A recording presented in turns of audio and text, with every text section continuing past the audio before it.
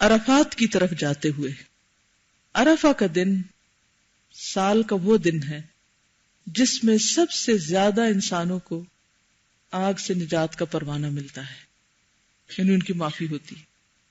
اس دن شیطان جب دیکھتا ہے کہ لوگوں کے گناہ معاف ہو رہے ہیں تو وہ روتا ہے، پیٹتا ہے اور اپنے سر پہ خاک ڈالتا ہے اور اپنے آپ کو نوچتا ہے کہ میں ساری زندگی ایک شخص کو بہکاتا رہا اور اس کو میں اپنے رستے پہ لگاتا رہا، اور یہاں آ کر اس جگہ پہنچ کر جو اس نے دعا کی اور اس تڑپ کے ساتھ کی کہ اللہ سبحانہ وتعالیٰ نے اس کو معاف کر دیا، تو یہ تو میرے ہاتھ سے نکل گیا، میرے فالوورز میں سے ایک کی کمی ہو گئی.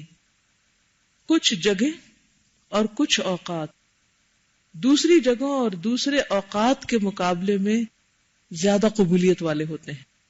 جگہوں میں تو ہم کو پتا ہے کہ حرم پاک اور اسی طرح عرفات، مزدلفہ، منا، یہ جگہیں ایسی ہیں مقدس جگہیں کہ جہاں مانگی ہوئی دعائیں قبول ہوتی ہیں.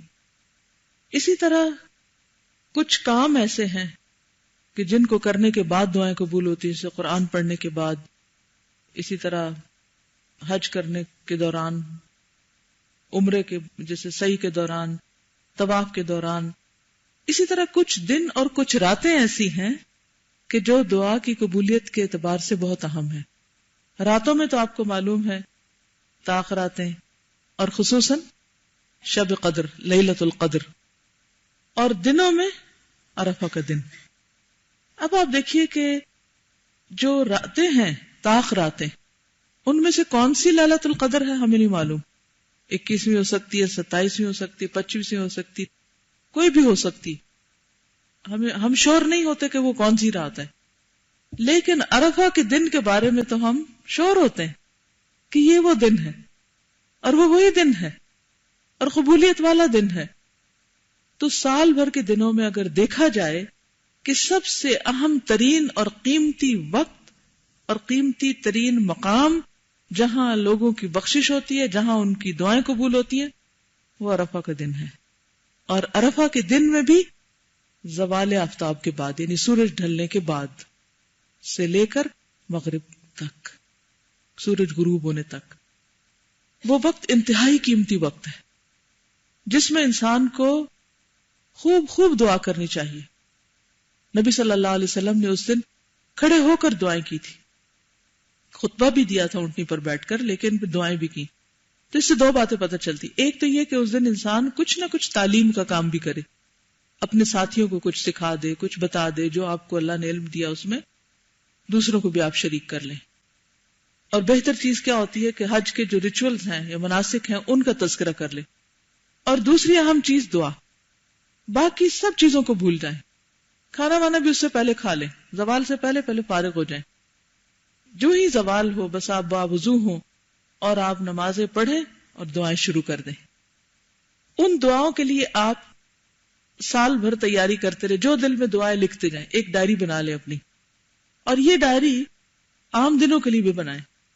مثلا میں نے اپنے کیلنڈر میں ڈالا ہوا ہے میری آج کی دعا، اور اس میں کیا ہوتا ہے کہ وہ مجھے الرٹ آتی ہے کہ آج کی دعا کا ٹائم ہو گیا ہے. جیسے اشراق کا ٹائم میں نے اس میں رکھا ہوا کہ اس وقت 2 نفل پڑھ کے آج کی خاص دعا جو بھی میرے دل میں ہے وہ میں اس میں مانگوں گی. ویسے تو انسان کوئی بھی مانگ سکتا ہے، لیکن میں نے یہ نوٹ کیا اپنے ساتھ کہ ہر روز کوئی نیا مسئلہ ہوتا ہے زندگی میں، کوئی ایک نئی چیز بادر کر رہی ہوتی ہے ہم کو، کوئی نیا پرابلم سامنے آ جاتا ہے، کبھی اپنا اور کبھی کسی کا.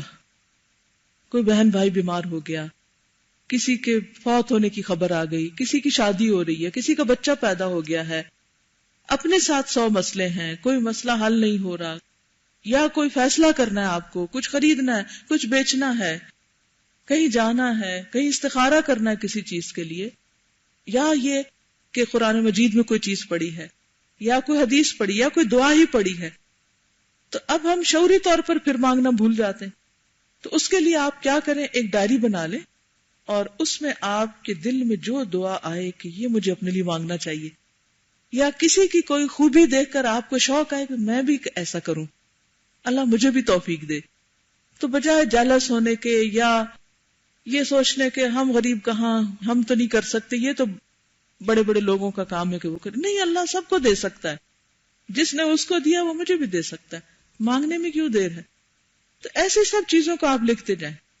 میری تمنائیں، میری دعائیں، میری خواہشات، میرے ارادے، میری امیدیں، میں کیا چاہتی ہوں، اس کو آپ نوٹ کرتے جائیں.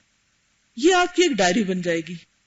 مثلا جس دن میں نے دوائے شافی پڑھائی، اس دن یہ آیت میرے دل کو بہت لگی، حالانکہ یہ بہت دفعہ پڑھی اور پڑھائی تھی، کہ بات یہ ہے کہ آنکھیں اندھی نہیں ہوتی، دل اندھے ہوتے ہیں جو سینوں میں. جب دل اندھا ہوتا ہے تو پتہ نہیں چلتا کہ ہم خود کہاں غلط ہیں اور خود کہاں ٹھیک ہے، کیونکہ غافل ہیں ہمیں اپنی غلطیاں نہیں پتا، سوئے ہوئے ہیں. تو میری اس دن کی دعا کیا تھی اپنے لیے جو میں نے لکھی کہ یا اللہ میرے دل کی آنکھیں اور کان کھول دے، میری دل کی آنکھیں کھول دے تاکہ میں اپنی غلطیاں دیکھ سکوں، تاکہ مجھے چیزوں کی حقیقت نظر آئے، تاکہ مجھے سیدھا رستہ نظر آئے. اللہ نے تو رستہ رکھا ہے، ہم ہی نہیں نظر آ رہا نا، ہمارے دل کی آنکھیں بند ہیں. اسی طرح آپ تفسیر میں کچھ سنتے ہیں، قرآن میں سنتے ہیں، کوئی چیز آپ کو ملکی حالات میں سے، دنیا کے حالات میں سے بادر کرتی ہے، آخرت کا خوف آ جاتا ہے، قبر پریشان کرتی ہے، قبر کا گمان آپ کو، خیال آپ کو دکھ دیتا ہے، اپنے بچے کے لیے آپ پریشان ہوتے ہیں، کچھ بھی آپ کی زندگی میں ہم اور غم، آپ لکھ لیں.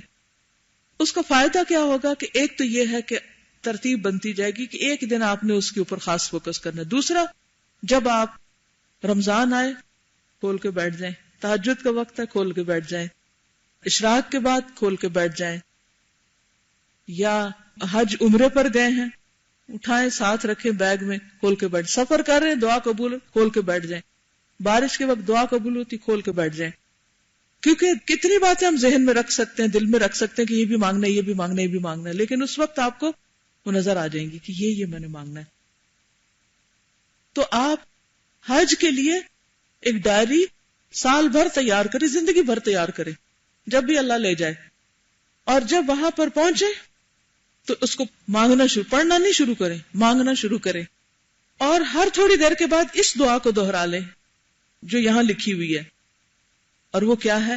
عرفہ کے دن کی بہترین دعا جو انبیاء علیہم السلام نے مانگی، لا الہ الا اللہ وحدہ لا شریک لہ، لہ الملک ولہ الحمد وہو علی کل شیء قدیر.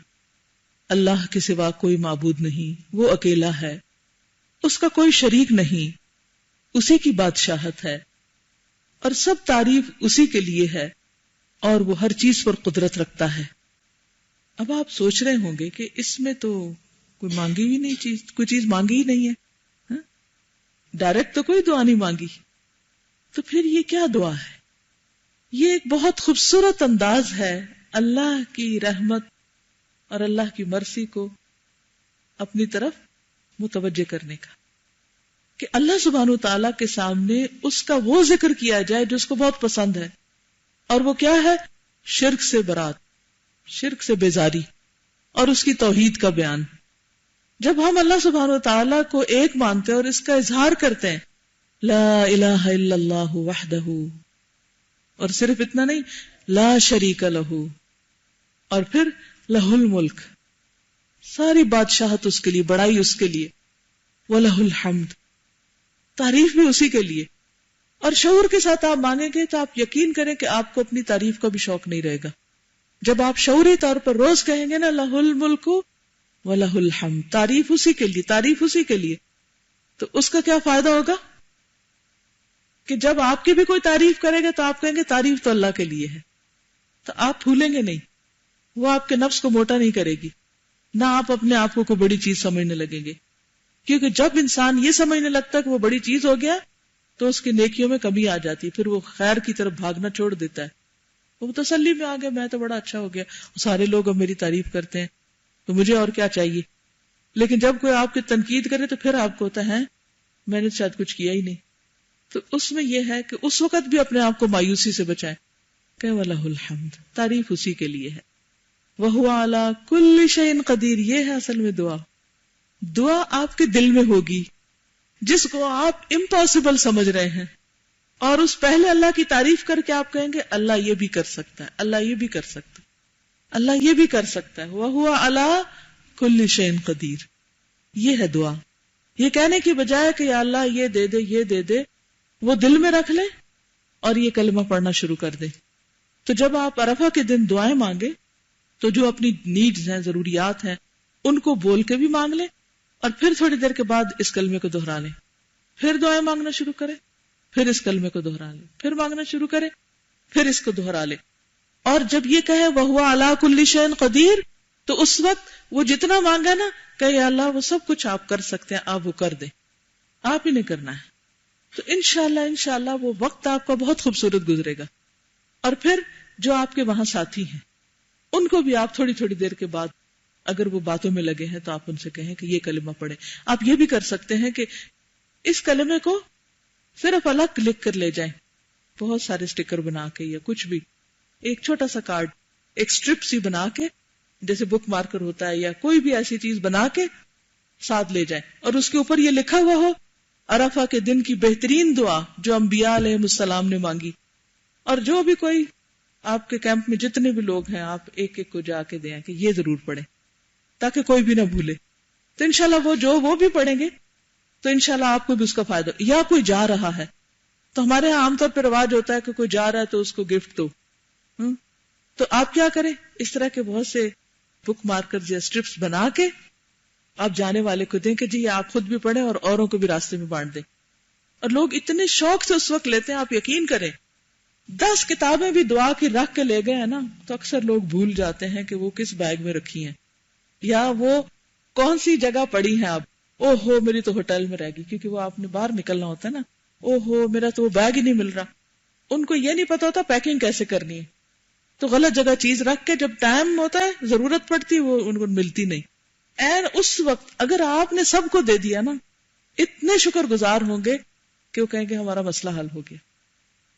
بعض اوقات ہم خود بھولے ہوئے ہوتے ہیں تو وَتَوَاصَوْا بِالْحَقِّ وَتَوَاصَوْا بِالصَّبْرِ. تو انشاءاللہ جتنے لوگ آپ کا دیا پڑھیں گے سب آپ کو اجر و ثواب ملے گا. تو دہرائیے لا الہ الا اللہ وحدہ لا شریک لہ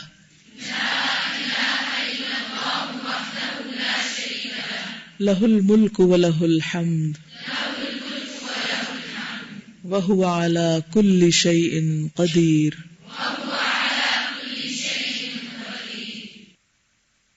امیجن کریں اللہ جو سب سے بڑا ہے اور بس وہ ایک ہی ہے ایسا اور کوئی ہے ہی نہیں اس جیسا، اور بہت بڑی حکومت ہے اس کی اور ہر چیز اس نے بنائی ہے، سب تعریف اسی کی، اور وہ سب کچھ کر سکتا ہے. اس سے مانگتے ہیں. اگر دنیا میں آپ کو کوئی چیز چاہیے ہو اور کسی انسان کے بارے میں بھی آپ کا یہ گمان ہونا کہ اس نے مجھے کبھی نہ نہیں کی، وہ کر دیتا ہے میرا کام، تو آپ کتنی خوشی سے اس کے پاس جائیں گے. تو جب اللہ سے بھی مانگے تو خوشی سے مانگے، اچھا گمان رکھ کے مانگے. اللہ تعالیٰ آپ تو سب کچھ کر سکتے ہیں. سوچیں کسی کے بارے میں وہ سب کچھ، جیسے بچوں کو ہوتا ہے نا میری ماما سب کچھ کر سکتی. اکثر چھوٹے بچوں کو یہ خیال ہوتا ہے کہ ہماری ماں کو سب کچھ پتا ہے. جب بڑے ہوتے پھر کہتے ہیں ہم آپ سے زیادہ جانتے ہیں، لیکن جب چھوٹے ہوتے ہیں تو سب کہتے ہیں اماں جانتی. تو اسی طرح جب ہمارے دل میں یہ یقین ہوگا کہ اللہ سب کچھ کر سکتا ہے، سب کچھ کر سکتا ہے، تو پھر جو مانگیں گے یقین سے مانگیں گے، اور جب یقین سے مانگیں گے تو انشاءاللہ دعا قبول بھی ہوگی.